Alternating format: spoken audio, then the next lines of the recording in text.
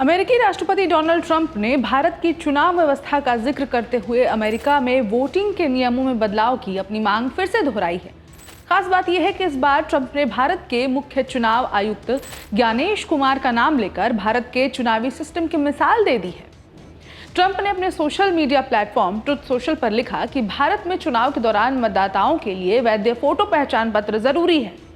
उन्होंने 2024 के लोकसभा चुनाव का आंकड़ा देते हुए कहा कि भारत में करीब 64.6 करोड़ लोगों ने मतदान किया और इनमें 1% से भी कम लोगों ने डाक के जरिए वोट किया।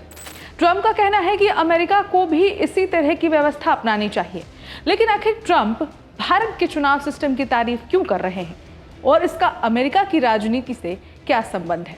दरअसल अमेरिका में लंबे समय से वोटिंग के नियमों को लेकर राजनीतिक बहस चलती रही है। रिपब्लिकन पार्टी और डोनाल्ड ट्रंप मतदाता की पहचान और नागरिकता की जांच को और सख्त बनाने की मांग करते रहे हैं। उनका तर्क है कि चुनाव में वोट डालने वाले व्यक्ति की पहचान सुनिश्चित होना जरूरी है ताकि अवैध मतदान की किसी भी संभावना को कम किया जा सके। इसी बहस के बीच ट्रंप ने भारत का उदाहरण सामने रखा। ट्रंप ने लिखा कि इस महीने की शुरुआत में भारत के मुख्य चुनाव आयुक्त ज्ञानेश कुमार ने अमेरिकी प्रशासन से कथित तौर पर सवाल किया था कि अमेरिका में वैध फोटो पहचान पत्र के बिना चुनाव कैसे कराए जा सकते हैं। इसके बाद ट्रंप ने भारत के 2024 लोकसभा चुनाव के आंकड़ों का जिक्र करते हुए अमेरिका में भी ऐसी व्यवस्था लागू करने की बात कही है। ट्रंप ने इसके साथ ही रिपब्लिकन पार्टी की ओर से पेश किए गए सेव अमेरिका एक्ट को जल्द पास कराने की अपील भी की।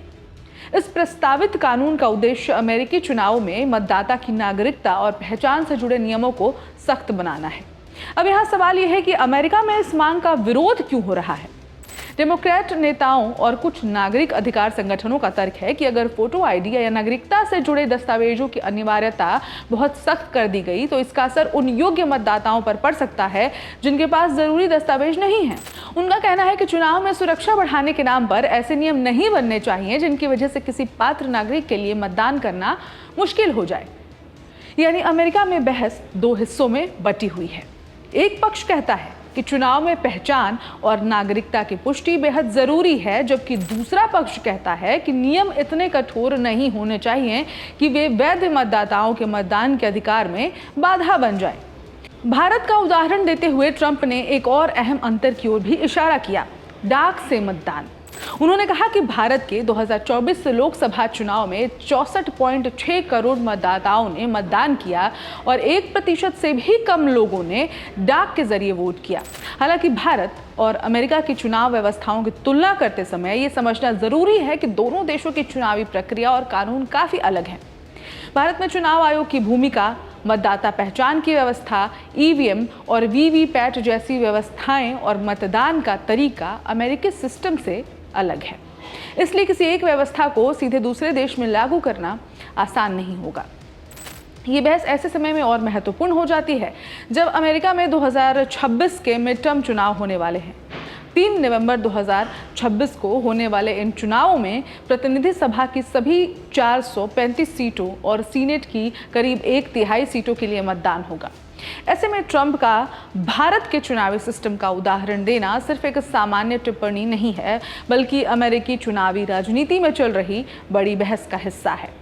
अब देखना होगा कि सेव अमेरिका एक्ट को अमेरिकी संसद में कितना समर्थन मिलता है और क्या भारत जैसी सख्त पहचान व्यवस्था लागू करने की ट्रंप की मांग कानून का रूप ले पाती है।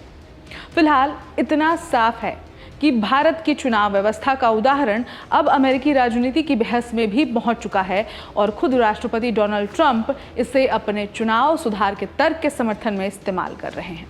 इस खबर में इतना ही। अपडेट्स के लिए देखते रहें one India Hindi.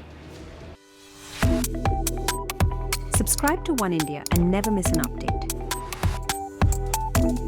Download the One India app now.